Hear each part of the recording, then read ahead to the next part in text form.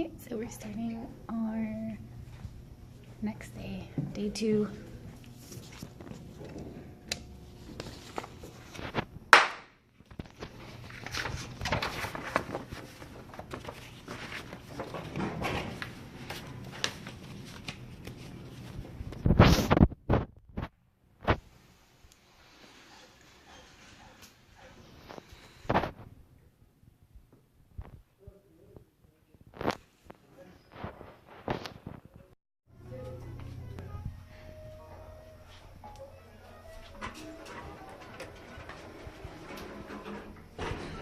It's so pretty here. So pretty.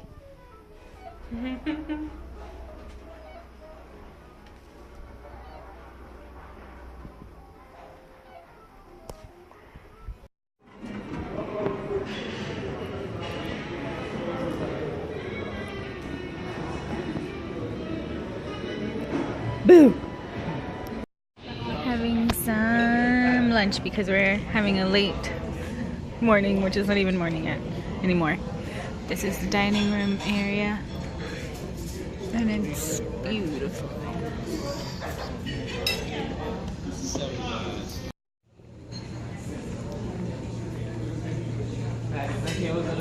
Yes.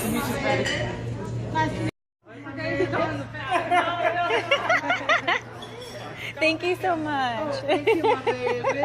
Thank you. Thank you very much. We'll see you later. All right. We are going downstairs. It's so gorgeous. Look at this.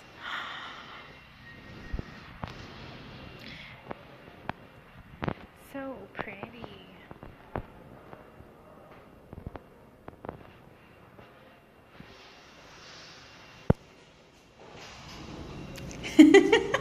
¿Vas a trabajar o qué? You gonna work? Put on my suit. Checking the walls.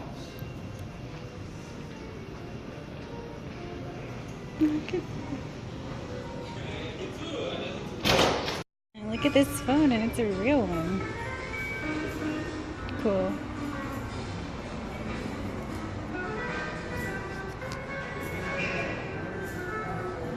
Such big paintings.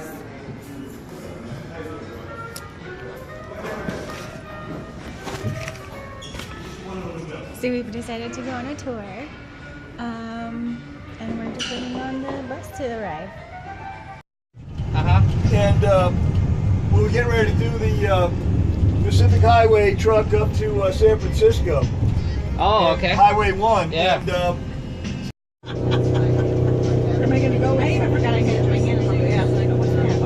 and the priest standing behind me and will symbolize the Catholic religion, which was the order of the Confucian Queen. They both do a couple of tours daily, and they each have dinner jazz cruises nightly. Now this building on the right here is Old Jackson Brewery. It's one of 4 breweries that used to brew beer here at one time. Jackson is the oldest of the 4. It opened up in 1891. Survived the Prohibition period, but apparently couldn't compete on a national level with the Miller and Bush families. So ended up closing down in 1969. But you know, in 1960 it was stated this brewery was the 10th largest brewery in the United States. Go figure this, 9 years later it goes bankrupt. And as you can see, they've now turned it into a mall. Now to the left here is the postcard picture of New Orleans. Call it Jackson Square today. Originally was known as Place des Armes, where the French and Spanish army was located. Renamed in the honor of New Orleans. Behind that statue of Jackson is the St. Louis Cathedral. It's known to be one of the oldest continuously working Catholic cathedrals in all of North. The bottom half of the farmers market is the open air flea market. The flea market is open up 365 days a year with thousands of items made all over the world. Except for here in the United States. Yeah, what can I tell you? It's a flea market, right? But you know what? You'll find. So we're leaving the original city, the Vieux-Carré, and we're heading into one of the first suburbs of Faubourg-Marigny. You know, Faubourg's a French word that means neighborhood. Marigny was a young gentleman by the name of Bernard de Marigny, who at the age of 15 years old inherited $7 million from his father back in the early 1800s. Can you imagine that? A whole lot of money for a young man that long ago. He also acquired this land. It was a big sugarcane plantation. Now, he knew there were new immigrants moving into town looking for a place to live, so he wisely thought selling real estate would be much more profitable than sugarcane. So he closed the plantation down, subdivided the neighborhood, and started selling it off lot by lot. The street we're on right now, it's called Frenchman Street. Anybody on board been down here yet? Folks, let me tell y'all something. It's a great little hidden secret of New Orleans. For those who haven't been here yet, this is a great spot where all the locals hang out at. You know, Bourbon Street, you got to go there at least once, but if you want to get away from the crowds and the risque strip clubs and all the drinking going on Bourbon, just want to listen to live New Orleans music, this is the place to come. Great little restaurants, got that dog, got gourmet hot dogs any kind of way you want, soul food restaurant in the corner, Proline Connection. As we turn on the chart, it's an expensive way for them to build a home for them to live in. The blue house on the right with the red doors, it's a standard double shotgun house. The left side's a mirror image of the right side. It has a solid wall that runs straight through the middle of the home, separating it, making it two separate family dwellings. Come up in the next block, show you a couple of single family shotgun houses. These are called single shotguns. Now take a look at them, the little blue and yellow house, look at how narrow they are. They're only 10 to 12 feet wide.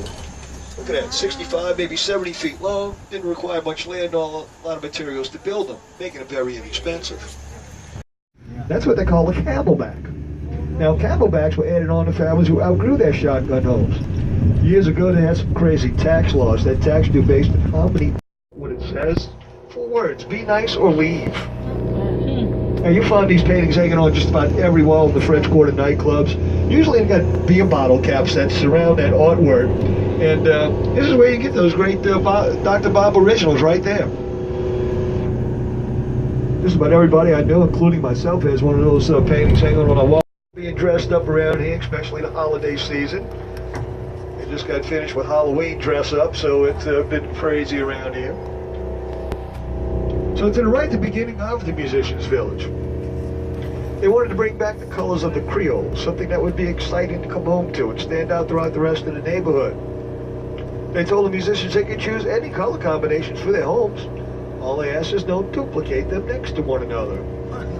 Now, these homes are about 7 to 8 years old now, and here in New Orleans with this humidity and hot summertime, you know, sunshine we have here, houses are starting to fade after 5 years. This is a brand new, fresh paint job right there. And you look at the difference between this blue one over here that's been faded quite a bit. You notice they're also built up on cinder block piers. The new building codes were if you're going to build a new home in a neighborhood, it will have to be built above the flood level. You notice these homes are about 2 feet off the ground here. It's about how high the flooding was in this block. But watch as we cross the street how quickly the level changes. These homes are almost twice as high off the ground here. But pretty neat little homes. Look at some of the beautiful gardens they've got. I mean, this is something they never had before, ownership. Something they've taken really great pride in.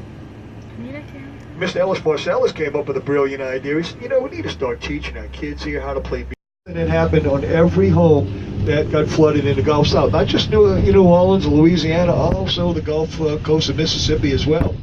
They came looking for survivors.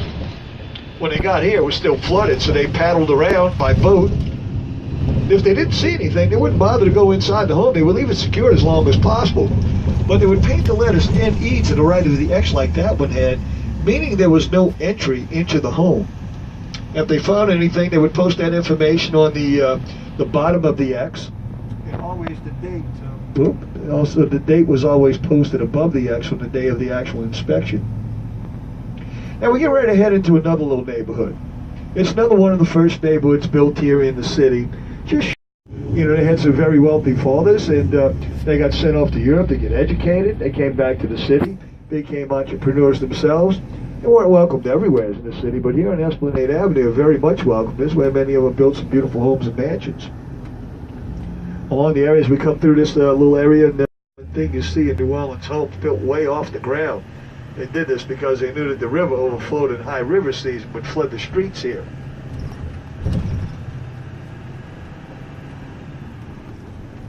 You see the Whitney mansion over here to right, a Greek revival. Now a bed and breakfast home, 1840 circa.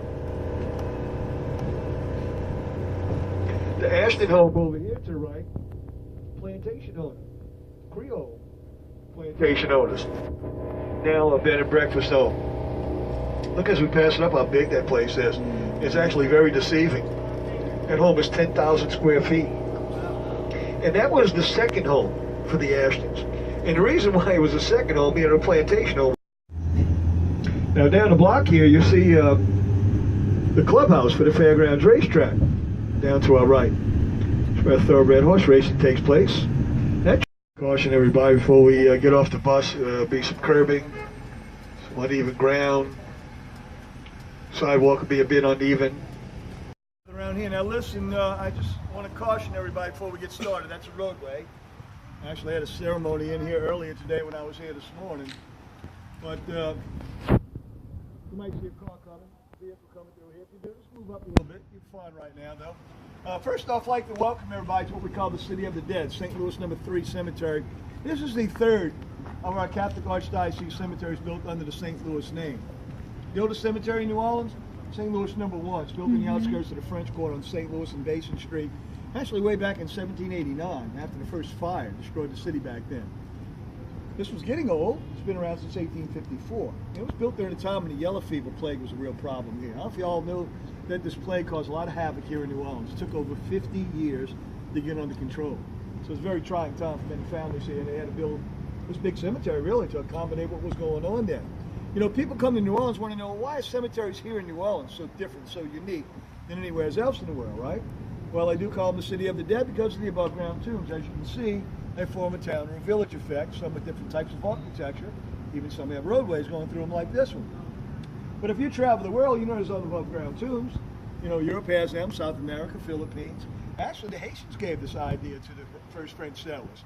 And a lot of Haitians living here among the native Indians when the first French settlers came here. And they told them that, hey, look, you might not want to put your loved ones in the ground. There's a high water table.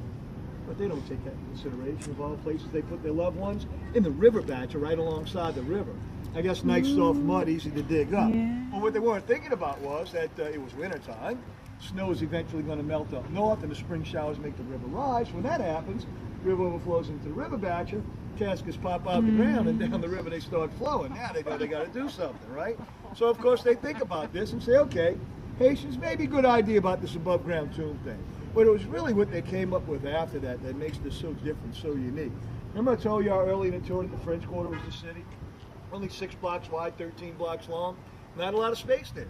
So they wanted to preserve that. So the idea they came up with was, okay, above ground tombs sound good, but we're going to bury multiple bodies inside of them. You see, there's really no limit to how many bodies can be buried in these tombs here. As long as you're in the family or married into the family, you're allowed to utilize any of the family tombs. There was one stipulation, though.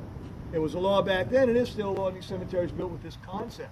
You cannot open them up for at least 1 year and a day.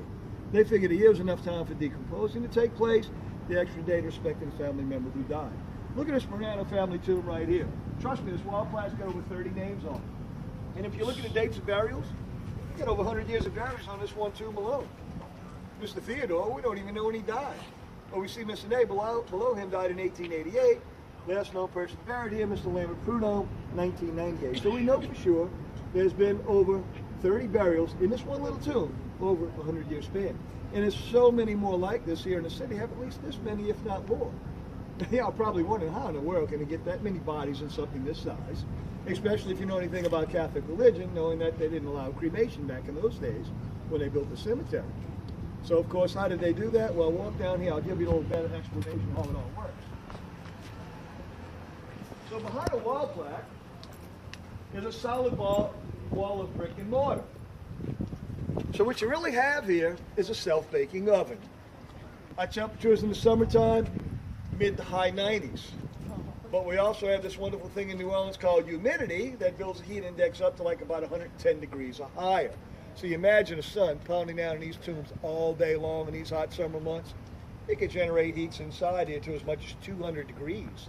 So what you have going on is really a slow cooking process.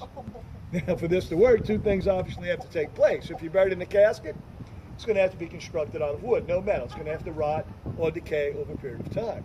And the most important part of the process is the body. So if you bury with this concept, no preserving of the body, which means, of course, no embalming. It wouldn't work, defeat the purposes. Now, most of the tombs in the city built with this concept are built almost exactly like this one. You got a shelf halfway up, step-up level down below. Normally at the step-up level, there's metal rods that run front to rear. They maybe separate about a foot apart. And then below those rods at the ground level, they usually dig a hole maybe 3 to 4 feet deep, forming a pit. That's called the caveau. It's the resting place where all the remains collect at. Now above the shelf here forms a vault or an oven, so family members who are buried without a casket, they take the body and slide it right on top of the shelf. For those buried with a casket, they slide it down below the shelf on top of the metal rods. It's sealed right back up with the brick and mortar after the ceremony's over, and they figure after a year and a day, between the heat, the bugs, the worms, the termites, all these things involved in decomposing, everything starts to rapidly decay and falls right through the rods below into the caveau with all the other family remains. So a pretty simple idea when you think about it. You know, and defeating two purposes. You know, first of all, you got the high water table for one, but the lack of real estate and use of multiple bodies, which makes it so different, so unique. You might have a question about what happens if more than one family member die in the same year. Where do they go at, right? Well, every one of these old cemeteries built with this concept have what we call society tombs. If you look at this one right over here, it's a little system up before. Now, every one of these society tombs are pretty much built like this, where they have at least 12 vaults in them. So anybody dying in the society can utilize any of the 12 vaults, one every year and a day. When you got multiple deaths in the same family, well, these societies may offer one of the vaults here to store the family's remains. And they would keep them here until a year and a day pass where they can transfer them back to a family tomb. And that's something still, believe it or not, happens to this day. When you see stone tombs like this here in New Orleans, stone represents wealth. You know they have stone here. It's got to be imported. Many of the families who built these stone tombs, they might have paid $10,000, $15,000 to $20,000 for these tombs back at the time when they built the cemetery. But there were a lot of less fortunate people living here at the time, and many of them were Catholic. They felt they had the right to be buried in the cemetery like everyone else. So the Archdiocese, the Catholics here said, hey, you know what? We have a place for everybody in our family. So follow me back here and I'll show you where the less fortunate get buried.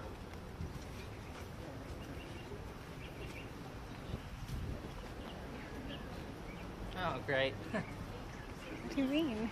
Fine. At least, yeah.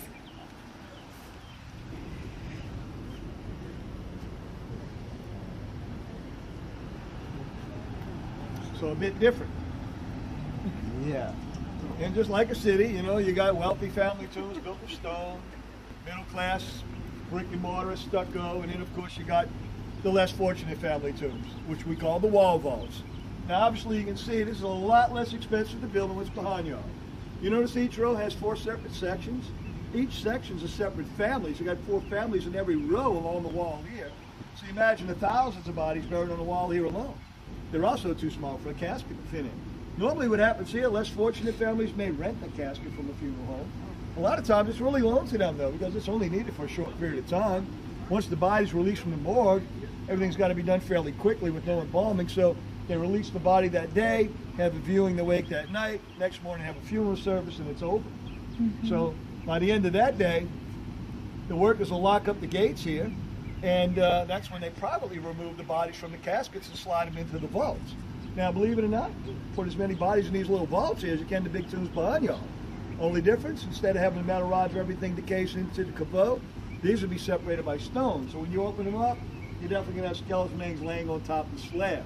Now, in the back of every vault, there's an open area about 2 feet wide from top to bottom, forming a shaft.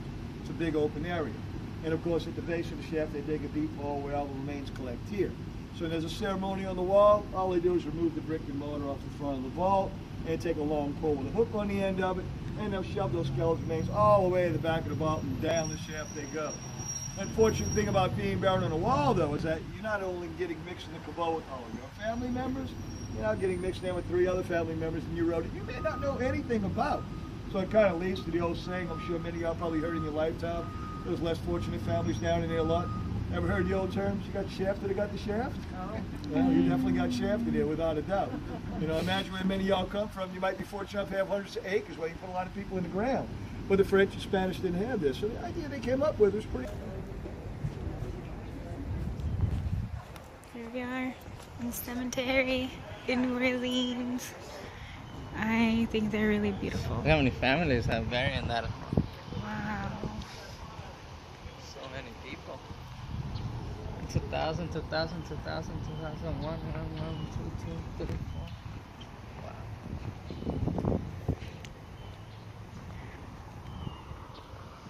I wonder. What's wrong with the gate? Come.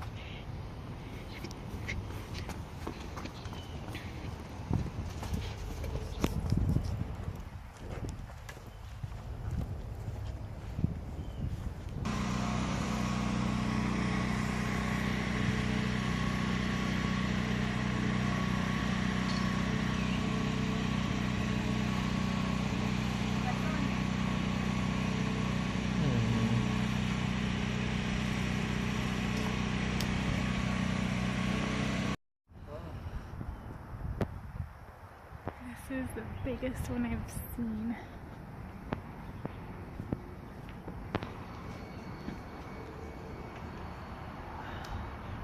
Eric, is everybody's leaving already? Alright, let's go.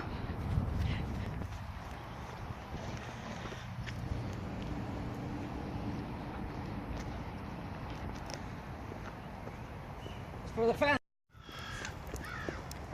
Hi guys, I came here too. Lake Pontchartrain is a saltwater lake, so the water in the bayou here is a brackish mix. Ace spared no expenses. Nobody knows for sure how much he paid to have the house built, but the New Orleans businessman bought the home in 2006 after Hurricane Katrina for $10.5 million. Put nearly $3 million into renovating it.